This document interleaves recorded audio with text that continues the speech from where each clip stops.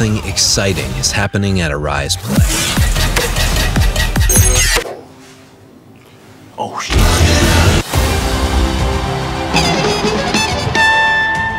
We're welcoming new faces.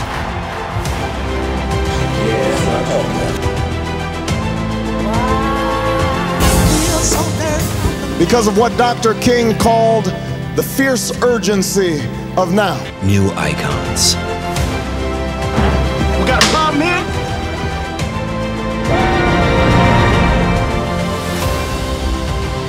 New laughs. Hello? Anybody home? The undisputed champion of the world. Honey, I'm pregnant. Welcome to Daddy Daycare. Don't panic, because they're like animals. They can smell fear. New animations. Throw your swords in the air, hey! Wait, bad idea.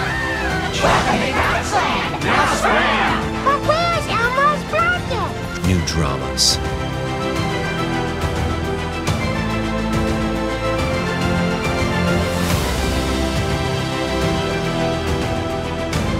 So mad I don't want to hit somebody. Here, hit this. Are you crazy? New music and dance.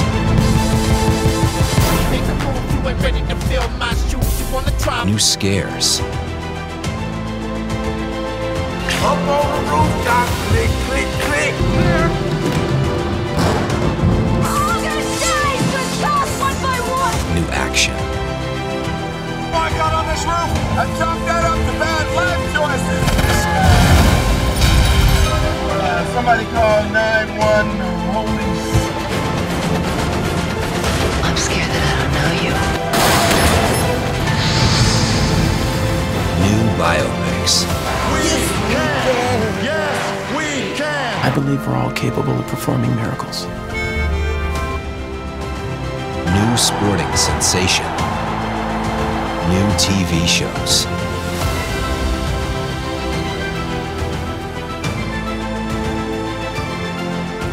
We're adding new titles every day to our awesome collection of blockbuster movies, from Hollywood to Nollywood. Download the app and subscribe. This isn't just a streaming channel. This is a bold new world of entertainment. Arise Play. Beyond streaming.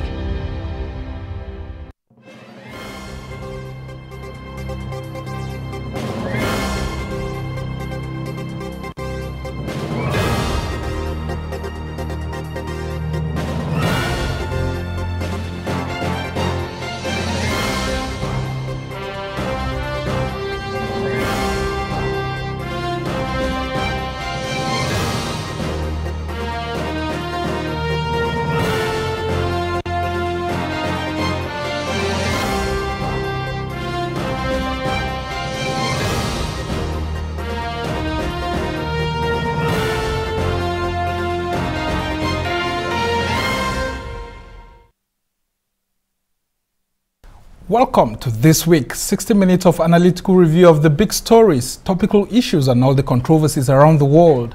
I'm Sumner Sambo. Coming up, crisis ahead in Anambra as multiple judgments by courts of concurrent jurisdiction order INEC to include names of different PDP APGA candidates on its list in the November 6 governorship polls. And Yoruba Nation activist Sunday Igboho seeks asylum in Benin Republic after court proceedings against him is postponed. His lawyers say Nigeria failed to present a case. Plus, the much-awaited Olympics begin in Tokyo, the Japanese capital, amidst widespread opposition by protesters over fears of an increase in COVID-19 infections as some athletes test positive.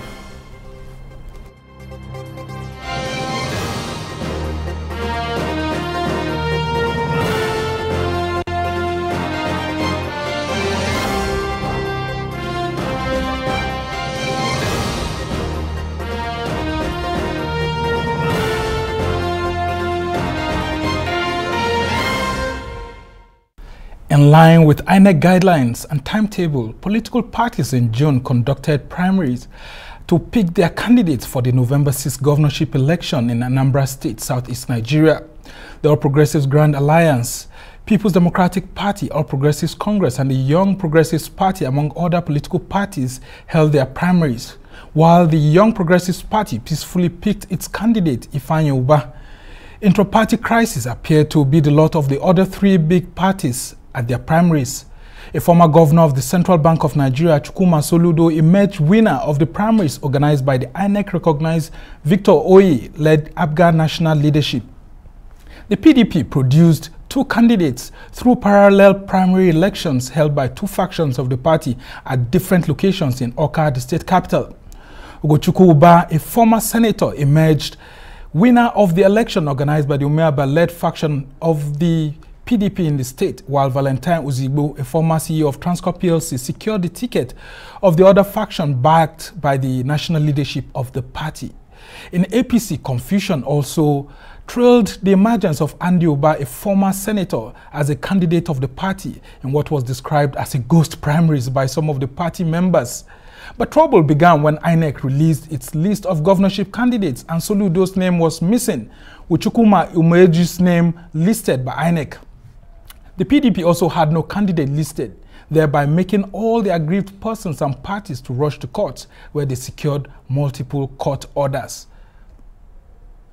To deliver the judgment on Friday, the judge this morning, in a court surrounded by over 150 policemen and soldiers, and wherein every person who was not a lawyer was chased out of the court, delivered a judgment and predictably granted all the prayers of the applicants even more. We must state that the said Victor Oye is not the chairman of APGA, but the chairman of Forum Shopping in our courts. So if the High Court has ruled that the national chairman of APGA is High Chief Jude Okeke, any other judgment coming from a court of coordinate jurisdiction or concurrent jurisdiction cannot alter what has already come to place. The highest they can do now is to go to appeal, which they already did. They applied for a stay of the judgment in Jigawa in Kano, Court of Appeal in Kano, which they failed. And so after having applied for a stay of execution in Kano, they are now, having failed there, they are now running back to Awka, which is supposedly the base of some of these people. Got some persons to help them get a judgment. You understand? So we're asking INEC to follow the due process, rule of law, which is that the Jigawa State High Court, which has jurisdiction over this matter, has given a final judgment on it and recognized High Chief Jude Okeke as the national chairman of the party.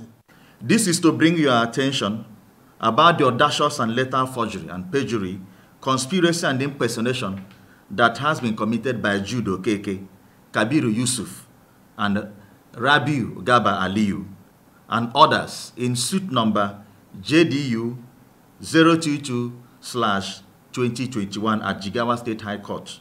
You'll recall that there have been issues, surrounding the APGA leadership, which is common knowledge. So on June 15th, 2021, Jude Okeke, Kabiru Yusuf, and Ike Chukwunya and others made a live broadcast which was aired in so many televisions across the country, alleging that they have suspended Chief Edozie Njoku, the authentic national of APGA, from the party. Evidence from that live broadcast saw Jude Okeke lay claims that he has assumed the office of the acting national chairman of APGA, while Kabiru Yusuf claimed to be the national secretary of APGA. Rabiu Gaba Aliyu claimed to be the deputy national chairman North, and Ike Chukwunyere claimed to be the publicity secretary of APGA. For the avoidance of doubt, these men are not members of APGA, and we want the world to take this very statement seriously. They are not members of APGA. All right, joining me now for more on this is the INEC-recognized national chairman of the All Progressives Grand Alliance, Chief Victor Oye.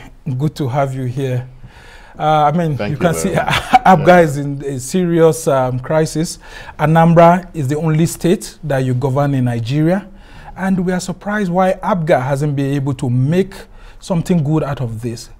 These two groups, there was in Njoku's group and the Jude Okeke, have all said that you are not the national chairman. Meanwhile, INEC has told Arise News that you are the national chairman. This intra-party crisis is what is affecting your candidates. You brought out Chukwuma Soludo, and they brought out Chukwuma Umeoji, and then the other faction too brought out their own candidate. In all of this, what is the truth based on your assessment? Because you are the INEC recognized national chairman, based on what we have been told as a news channel. Let me make it very clear. All the people you just saw some minutes ago are all political buccaneers. They are imposters. They do not exist. And be very frank with you. If God were to say now, these people take an oath, all of them will disappear, they will run away. One of them, the one in white that just appeared, was the one begging me last month. Yes, to give him an opportunity to address a world press conference to deal with Edozie Njoku. These people are charlatans. They do not exist. I'll be very frank with you. You said they are not your members. If they are not your party members, of how would they be asking you, how would Ikechukwu, for example, be asking you to address? That's why I did not. That's why I did not accede to his request, because they are all political merchants. Do you understand me now? And I cannot deal with somebody who is not a member of my party. He's not a registered member. He doesn't have any card. So why should I deal with him? That was why I turned down that offer. Then I want to make it very clear. You said you've spoken the truth. INEC recognized. I was elected alongside 30 other members of the National Working Committee in a well-monitored National Convention in Oka on the 31st of May 2019. We wrote INEC, gave them 21 days notice, and INEC sent monitors from Abuja led by a national commissioner, Professor Mrs. Antonia Simbine. She led other deputy directors, assistant directors, principal executive officers to Anambra, and they witnessed the well-organized national convention. It was at that convention that I emerged as national chairman. They are not disputing that you didn't emerge, but they said that they've suspended you. No, wait now. Let me explain this. You asked me a question. You can't suspend me. You don't build something on nothing. Now, listen to my, let me not lose my thought. So, during that convention, I was elected alongside 30 other members of the National Working Committee. Then the members of the Board of Trustees of the party, led by the governor of Anambra State, Chief Willie Obiano, they were also inaugurated, 38 of them. And on the same occasion, all other officers were not, a new constitution was approved by the National Convention, which is the highest decision-making body of the party. 2019 constitution. Now let me tell you something. Edozie Njoku was in a hotel at Concord, Owerri, on that 31st of May. Staying in a room at Concord Hotel, waiting for the outcome of Anambra, the convention in Oka. When we concluded the convention by 5:25 p.m. By 6 o'clock, he announced on social media that he has emerged the national chairman of APGA. Very interesting indeed. And do you know that for you to organize the national convention, you need 1,685 members of the party from across Nigeria? It's not a teacup thing. Okay, just hold your thoughts there. I've been told that we have to go on a break. When we come back, then we'll allow you to continue. It's time for a short break. The conversation continues when we return. Stay with us.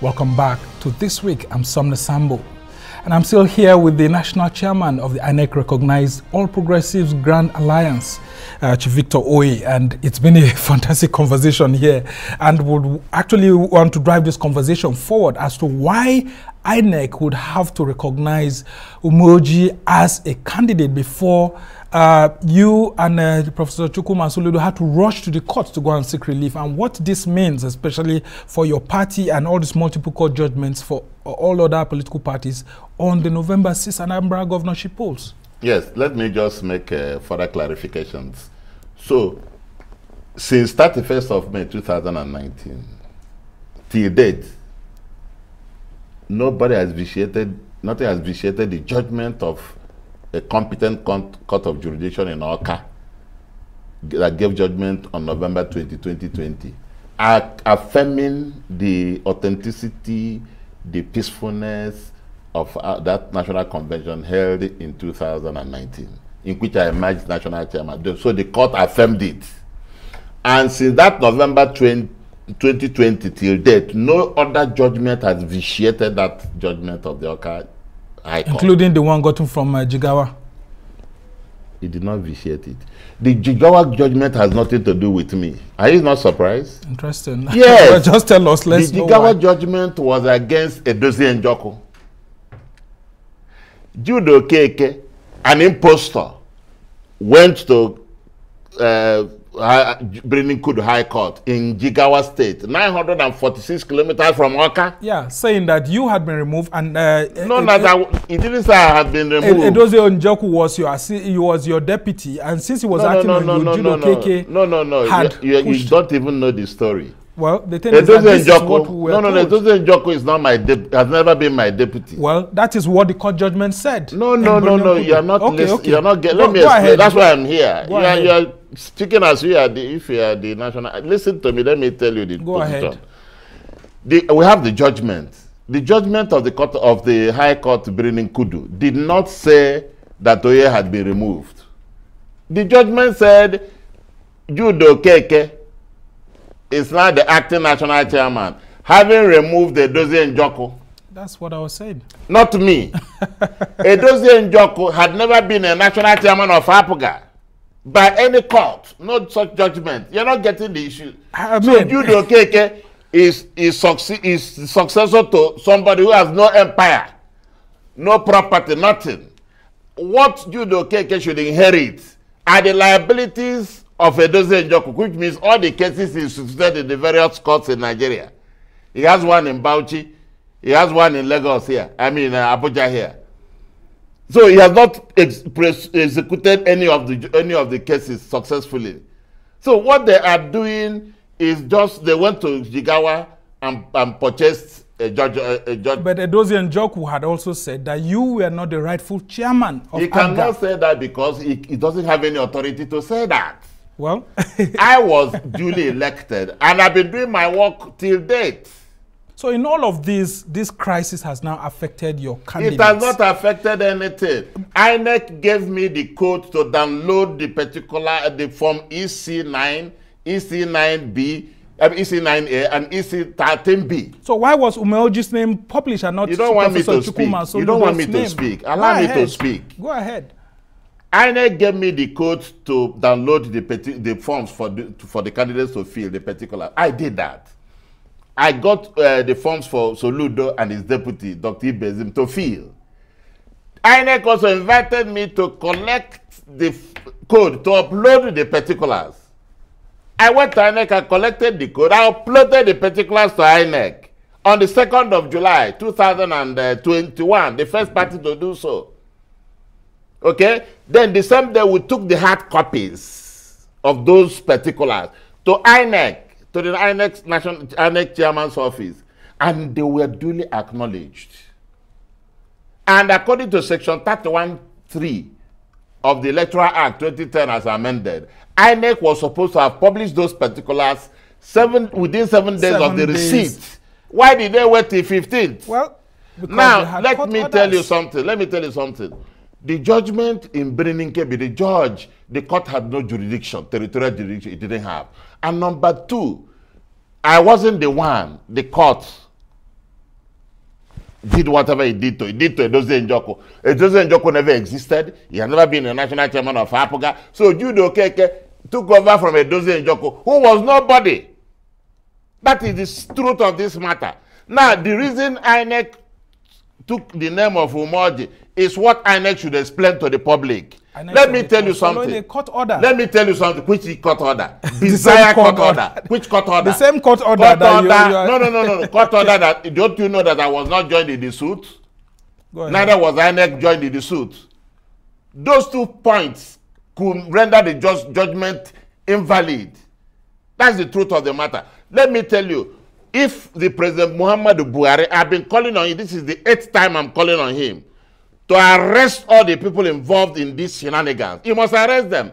Otherwise, our democracy will be imperiled. It's the truth I'm telling you. Somebody can wake up tomorrow, go on air, and announce that President Muhammadu Buhari is no longer the president of Nigeria. And the social media will start carrying it, and before you know it, will go to Dawakin local government area and get a judgment. Okay, now, it's crazy. In all of this now, it's not only happening in APGA. We have seen the same thing happening in PDP. Why is it that whenever it comes to governorship elections in Anambra, this is usually the situation where politicians will have to go to court to confuse the INEC and even the electorate? The reason is that you people give them publicity. Well, we are journalists. Yes, you should. We're not politicians. I'm a journalist as well. We didn't practice journalism this way. Very interesting. That's what we call investigative journalism. And you know that facts are sacred. You don't report something if you don't have the facts. But we had to go to INEC. And since INEC told you I'm the national chairman, yes, what you should be reporting is that every other thing outside what I did is illegal. We reported based on what INEC told us. But we're also surprised as journalists to see INEC recognizing a group when the same INEC has said that there was no faction in your party. Carry it, you should give it publicity. Let the world know that what INEC did was... So the thing is that we have seen politicians here trying to tamper... What INEC did was bad. It shouldn't be tolerated. We have seen politicians trying to tamper with what's going on. Let me tell you, President Muhammadu Buhari must arrest these people. Otherwise, let me tell you, what comes around goes around. Now, let's take a look at PDP, for example. You are the ruling party. You are not PDP, but in Anambra State, we have 2 court judgments at the same time asking INEC to bring in 2 candidates. These are some of the problems. With PDP. I'm talking about my party. I can't speak for PDP. Yes, but the thing is that all of you are all going to elections in Anambra. Let me tell you, what this happened in 2017. Do you know if you are not second term? Somebody came up, he called himself Alioke. I was in Houston, coming to Chicago, when they announced that a court in Enugu had given order of mandamus, that I'm no longer the national chairman of the party. It happened. We went to Court of Appeal, Enugu, and the thing was thrown into the dustbin. So you're hoping that all of this, the courts will actually do the right Definitely thing. Now, what they filed in Jigawa, they confused the judge. They told the judge lies. My name was not there. APGA was not there. Okay, now, in all of this, people are already planning ahead of November 6th in Anambra. What will you say to the electorate who seem to be confused about all these court judgments? Our people are not confused. In Anambra State, they know that Chukwuma Soludo is the candidate. It is not contestable. I'm being very frank with you. And you think APGA will win Anambra State again? We will win it by 150%. What they are afraid of, let me tell you, what the opposition are afraid of is Soludo. They know it's already a winner. They know APGA will always win. We have been in power in Anambra State for 18 years running. So they are scared, they are afraid, they want to scuttle what we are doing. But God will never allow them. I know the God has served. God will disgrace all of them. Well, mark my words. God will disgrace them. Let INEC do the right thing. I have implicit confidence in the chairman of INEC. And I believe he's watching me. Let him do what is right before God's judgment comes. And we have also implicit confidence in the judiciary that the judiciary will give justice to this situation. Just hold on. Actually, when you see politicians mentioning God, then sometimes it becomes confusing. I believe in God and I'm a child of God. We just have to go on break. When we come back, we'll conclude this issue. We are going on a break now. When we come back, we'll continue with this conversation briefly before we allow him to go.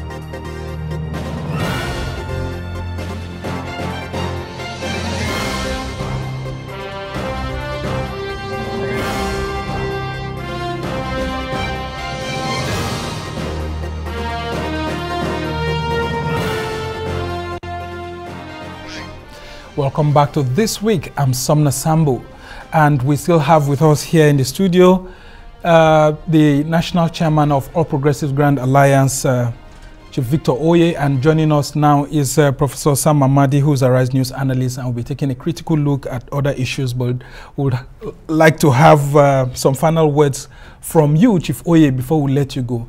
A lot of people have said that politicians are abusing the judiciary, especially on these forthcoming Anambra elections.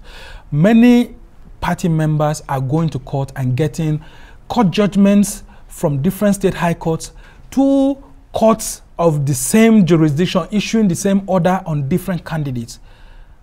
And one of your political parties, ADC, has said that the three big political parties in Anambra should be suspended for what looks like a seeming abuse of these court processes. What would you say to that? Unfortunately, there's nothing like suspend. ADC, they're daydreaming. Anyway, the truth of the matter is that I feel appalled by all that is happening, particularly the one that is happening in APGA. It was not called for, it was unnecessary. If INEC had done what they were supposed to do, all this furore wouldn't have arisen. But INEC along the line compromised. I can use that word, compromise. Why should you give form to somebody who contested, who went through due process? In the end, you didn't publish his name. And I'm surprised you said that INEC gave you the codes. They gave me the code now. The man they put his name, the man they put his name, the Jude Okeke, we are not giving anything. They didn't conduct any valid primary, they were not monitored by INEC. And you now put his name on the card, but by the side you put court order. What kind of thing is that? When there was a valid nomination. Now, we've seen so many members of Governor Obiano's team at the moment moving to the Jude Okeke-led group immediately after this announcement. Is there a vote of no confidence on you and Governor Obiano? It's not true. We are getting more members even. The man you are talking about doesn't have the capacity to govern Anambra State. It doesn't have the capacity. I'm telling you the truth. He's a serving honorable member. I gave him the ticket in 2019. I gave him the ticket. You or APGA? I, as national chairman, I signed everything and gave him the ticket. Is that not a violation of the... Not violation. It is my duty. It's my responsibility to offer. It's my duty to Shouldn't it be an institutional arrangement, not you as party national chairman? What I mean, I signed this form. The institution does not sign the form. The national chairman signs the form to validate your nomination. I did, without any fuse. What I'm telling you now is that these people you see, they are all political merchants. They are political buccaneers. They don't have anything to offer. APGA has no crisis up to date. And we don't have any single faction in APGA. Remove all these get cashers. Remove all these political impostors. APGA is calm and ready to go. We win the election hands down on November 6th. We're losing nothing. What they're doing is to dampen our spirits, but we are strong as ever. In fact, what has happened has bolstered our confidence to go into that election and win it landslide. Okay, and generally now, the other political parties who are facing similar crises, how would you all ensure that there's peace in Anambra so that there's no violence on November 6th when the polls are held? The parties you are talking about don't have any grips. Including PDP and APC? PDP has no place in Anambra State now. I'm being very frank with you. Remember that PDP burnt down that state. A former ruling party in the state. They burnt down the state. And people said never, never for PDP in Anambra State. Now, for APC does not exist in Anambra State. The man they gave ticket, remember that man they gave ticket, there was no valid primary in APC. Well, it's left for the courts to No, it's there now. It's there now in the INEC report. It's clear, open. In fact, APGA is going into that election unopposed. Well, we must thank you so much, Victor Oye, National Chairman of the All Progressives Congress, All Progressives Grand Alliance, as recognized by INEC. That's very interesting indeed, but we'll just have to move on to other stories at the moment. Desperately wanted by the Department of State Services in Nigeria with an international arrest warrant hanging around his neck and facing immigration-related offenses in Cotonou, the embattled Yoruba Nation agitator Sunday Igboho is seeking asylum in the Republic of Benin. It was gathered that the activist resorted to the option after he was arrested by the International Criminal Police Organization in the Republic of Benin. Igboho was arrested with his Germany-based wife, Rokbo, while they reportedly tried to catch a flight to Germany. Igboho is spending his first weekend in a police cell in Cotonou. He's been tried for migration-related issues after he was allegedly caught with a fake Beninese passport at the point of his departure to Germany through an Air France flight. Well, I have with me here Arise news analyst, Professor Sam Mamadi. Good to have you here. But just before we go into this, I just wanted you to just say one thing about the alleged abuse of court processes by politicians in the forthcoming Anambra governorship polls. Well, I don't think it's only Anambra. I mean, there have been, it's not a phenomenon and a scandal, and also a destruction of democracy. When I talk about judicialization of democracy, democracy is judicialized. Think about also Imo State, where a party that came forth became first. So my view has always been that the courts fail to understand elections and democratic theory. The job of a court is to facilitate the choice of the electorates and not to impose candidates. So I think the senior lawyers are not serving the courts well. The senior lawyers are crippling INEC. INEC should have... How about the judges who are giving conflicting orders? Well, the judicial corruption is not a fact of life in Nigeria. And it's because the court mirrors society. Some of us have argued what we call legal realism, that look, face the fact that there's nothing unique about a judicial person. If the system has collapsed, there's no accountability. The judge will behave like any other person. Okay. So I think there's a massive failure of corruption and failure of knowledge. Often there's not corruption. These judges need proper retraining in the jurisprudence of election. Very interesting. Now let's also go to the other judicial case, but this time around in Benin Republic, Cotonou, with Sunday Igboho and all of that. This looks like a diplomatic crisis in the making between Nigeria and Benin Republic. What would you say to this thought by Sunday Igboho, who is saying that he's a political refugee, and as a result of that, Benin Republic should actually grant him an asylum? And despite the fact that he was alleged to have forged a passport on his way to Germany, a lot of people are also surprised that he's seeking asylum in the same country he was trying to run away from. well, let's take it one by one. First, the idea of asylum is largely governed by domestic laws, even though there are international conventions and practices. So basically what that means that is within the discretion of a country to grant asylum to persons who claim they are fleeing from political persecution. Three issues arise. The first is the legality of it. Okay, discretion. It's based on their law, it's based on their sovereignty. But again, it's the diplomatic relationship. So the question is, this is a person wanted by the Nigerian government, legally or not, or properly or not, one can argue. So there's some level of recognition in international law and diplomacy that the Benin government recognizes that this is a Nigerian wanted person. Now, two things are there. One is extradition, the proceedings of taking him back to Nigeria, which has to be based on whether he's going to get a fair trial, whether there are enough evidence to link him to the crime, which means Nigeria should show that actually those crimes they are framed is true. Now, his argument is, look, I'm a freedom fighter. I'm advocating for self-determination, which in international law is not a crime. Now, if there's no clear evidence of criminality, let's say terrorism, let's say actions of waging war, murder, threats to him, if Benin Republic starts on the legal process, it might be difficult to extradite somebody who has no real crime to answer. The second issue now is the issue around passport. Now, that's an offense, domestic offense. So even if it's an asylum, he gets asylum, it does not exempt him from facing trial in Benin Republic. So the question around that crime will be prosecuted. So after you have sorted out the extradition issue. You have some European conventions, for example, which allows for that to happen if you know that you can't be secured in your country. Exactly. However, you are able to escape from your country. If you come under the law of migration, so there are recognition for refugees, people who are fleeing from war, fleeing from political persecution. We call them irregular migrants. So we don't use the word illegal anymore. The question then is that they have, it's like act of necessity. They have to find their way out of the right to preserve your life first. The question is, does Sunday Igboho fall into a refugee one? Does he fall into the kind of person who is politically persecuted, in which case he can seek asylum, irrespective of the mode of entering the country? Now, I think that it will be a hard sell to say he is a refugee number one. He's not fleeing from any pandemic or any calamity like people in the maybe in war-torn areas. Well, the question about political persecution, when did it start? Is it because the government wrongly perhaps is seeking to prosecute him? Or is it because truly there is systematic, recorded evidence of political persecution? So what the lawyers will be doing is to show, they can argue, for example, the killings by the bandits, the farmers. This guy has raised a team to fight, and these bandits are connected to those in government.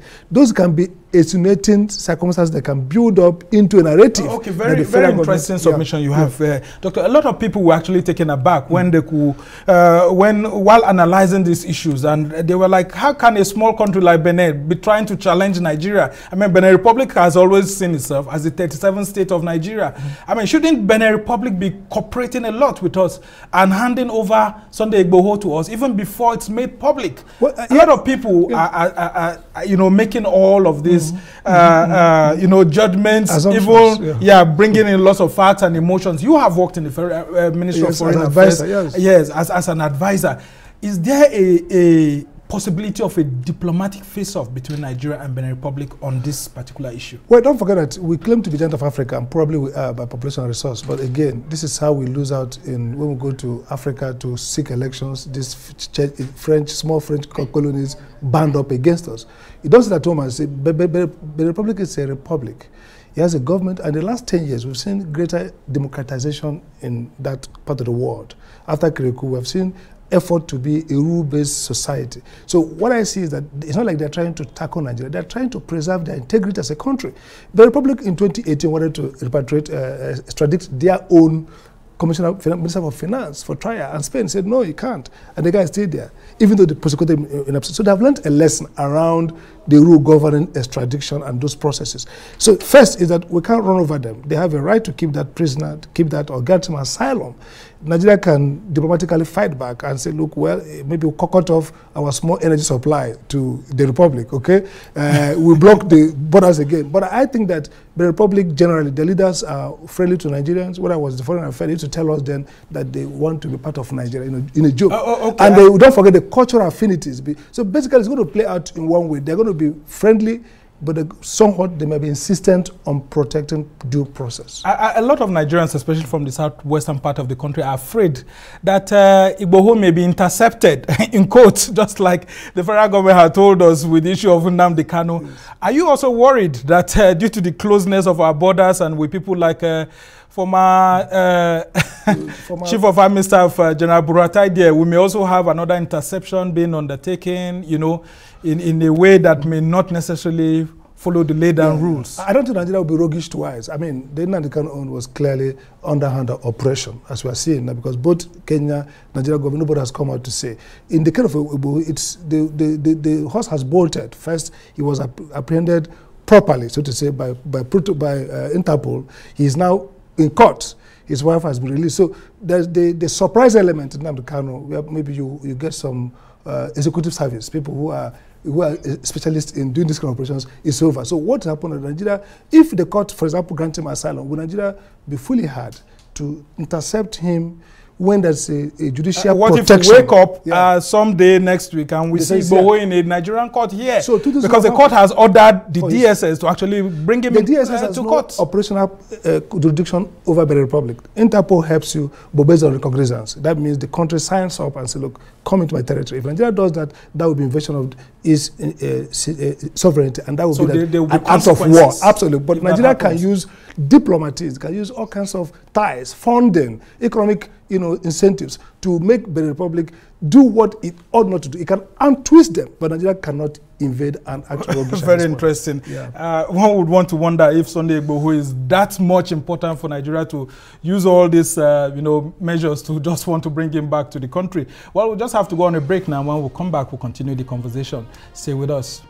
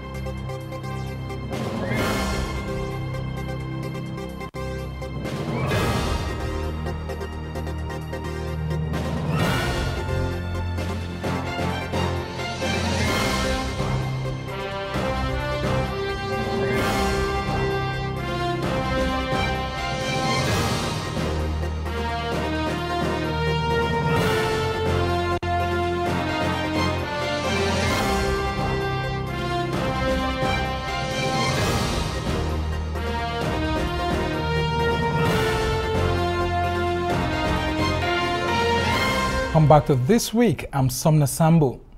Now to other stories. China's Yang Quan has won the first gold medal of the Tokyo 2020 Olympic Games, clinching the women's 10 meters air rifle title. Her victory saw focus move away from the pre-games controversies to the athletes, and Richard Carapaz of Ecuador broke away from a talented field to snatch gold in the men's road cycling. But with no swimming finals on day one, Team USA has had to wait for their turn to show their usual dominance. Most are still talking, however, about the opening ceremony and what it symbolized, as our team on the ground in Tokyo now reports. Fireworks from the opening ceremony illuminated the night sky above Tokyo. A year late and beset by controversy, the 2020 Olympic Games have finally officially begun. But on the streets surrounding the Japan National Stadium, the bangs from the fireworks were drowned out by shouts of "No to the Olympics," as protesters continue to voice their opposition to an event they feel is irresponsible in the face of COVID cases continuing to rise.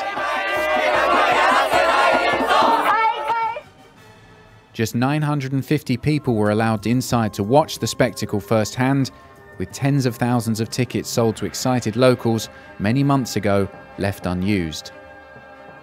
I'm approaching my 60th birthday, and as luck would have it, managed to get hold of 2 tickets for the opening ceremony.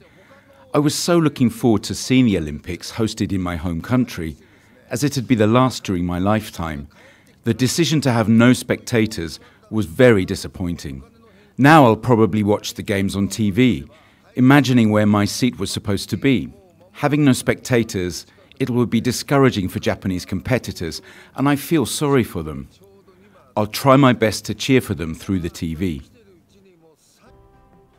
But despite the testy atmosphere on the streets, IOC officials were determined to focus on the positives and the sense of spectacle that the opening ceremony always brings, even with all the restrictions this year. We know how much the Japanese love the Olympic Games. They're huge sports fans, and we can feel the love even if we don't have the spectators. So that is excellent. And just, you know, as an indication, the figure I gave you at the very beginning of the press conference, 69.4 million people have watched, in Japan alone, have watched some portion of the sport so far, and that's before the games even have properly begun. That's more than half the population. So you can see the huge support there is. Organisers will also hope at least some of the attention will now turn to focus on the sports themselves here at the Games. 6 new disciplines are featuring for the first time, including skateboarding, with its popularity being linked to popular culture thanks to stars like Tony Hawk and Hollywood films such as Back to the Future, which was released in 1985. I fell in love with skateboarding that summer, and there are, you know, millions of kids my age that the same exact thing happens. So those cultural moments that drive skateboarding awareness, definitely there is huge value to them. These streets were packed with protesters last night, but the roadblocks and stop signs have returned a sense of normality as the gold medals begin to flow and Olympic dreams are realised. What the organisers are now hoping is that COVID doesn't put any more bumps in the road. Adam Hunt reporting for Arise News in Tokyo. Thank you so much, Adams Hunt, reporting live from Tokyo there. And I still have with me here Arise News analyst Professor Sam Amadi, who's an associate prof of Bayes University in Abuja here. And it's good to have you here with us once again. Nigeria is participating in this Olympics with 60 athletes in 10 sports. And the major problem has been for African athletes going into this Olympics amidst the fear of COVID-19. Some people in Japan are calling for it to be put off despite all these huge investments. What's your overview of the Olympics? Well, just a correction that I'm no longer at base, but let's move on. Okay. First, I think that Africa's major worry will not be the pandemic as much, because we have almost less than 1% vaccination rate. We've not had too many recorded deaths as expected. And so you can see that the rhetoric around COVID will be more with the Western society that are well vaccinated, where the numbers are rising, and there's so much concern about public safety less than us. But the worry, interesting irony is that Nigeria is actually going also with stronger, maybe contingent in some ways. For the first time, we're having all male basketball and female basketball participating. Even without the crisis around funding, around even jerseys not being available, we have seen people volunteering to go, because the sensitive thing about Olympics is that it looks like an individual sport. Even though it's nations competing, but individuals are more concerned. That's why you see people who are ruled out because of COVID or other restrictions feel so bad because they lose opportunity to compete. So Olympics is one of those sporting events where the competition itself is more individual. So people want to get that medal. You see overage players struggling to be part. Pedro of Barcelona, after a long season, wants to be part of it because there's some joy in participating. So this Olympic is a strange one. Interestingly, we probably could have more chances of medals in a strange manner that Nigeria could actually get some chance of a medal in areas we never had. So it's strange because it's COVID and fears of getting infected, and perhaps creating super spreader event was how much of the Western media denounced it, and the protests in Japan is partly around its irresponsible reckless. But some people can argue the best way to defeat the virus, the pandemic, is to get going, is to, with all the precautions, get events rolling. We're looking back to getting fans back into the stadia for football events, maybe by August when the Premier League and La Liga comes up. So should we postpone the Olympic, or should we get this kind of Olympic without fans, but essentially competing? So I think the organizers made the right choice to say, let's go ahead. Yeah, I mean, not in the midst of all the huge investments that have been put in place. And then a lot of people are just wondering that why would you have such huge investments, and then all of a sudden, just because of a pandemic that came in between 1 year or 2 years, you're saying that the Olympics should not go ahead. What happens? Isn't the IOC not going to get broke at the end of such agitations? If the Olympics is shut down now, I can tell you a lot of people may commit suicide based on what analysts have said. What's your overview? Yeah, I think clearly the OIC leadership have a stake to keep the nation strong, to carry this event. Secondly, there is concern also around FAs or sports authorities in the countries around the world where we've seen preparations have been made, advertisers have got involved, MBS is carrying it live in some segments of this. So there are preparations that will be, in danger if you don't know anything about it. So let me just hold you on here now. I've been told that we have Olaleka Shoeton, who is a coach, and we just want you to give us a background on all of this. Athletics traditionally presents Nigeria's biggest opportunities for winning laurels. So in this instance now, how many laurels do you think will likely win? Just very quickly. Thank you for having me. We have a world leader. We have a world leader in Issy Brume, who has just broken the African record, 7.17 meters. And that's a huge prospect for gold. Even when Chioma Ajuwan won gold in 1996, she wasn't a leader. She wasn't even a prospect to win a medal. So we have a world leader in Issy Brume. I believe that should be a guarantee that we have a medal there. Hopefully it will be a gold. That's our prayer. Then we have Amusan Tobi, the 100-meter hurdler. She was fourth at the Doha 2019 World Championship. What do you expect? She will better her performance in Doha, definitely. She has equaled her performance in 2019 already, 12.48. And what's our African record? 12.44 seconds. So to me, she's a medal prospect too. Then we could go by our 4x1 women. If they can improve on the national record, probably running a 42.1 or even a 41.7. All right, I'm afraid definitely. I'm afraid, Olale Koshoto, we do not have enough time to continue this conversation, but we must thank you for giving us that very good insight into the medal prospects for Nigeria.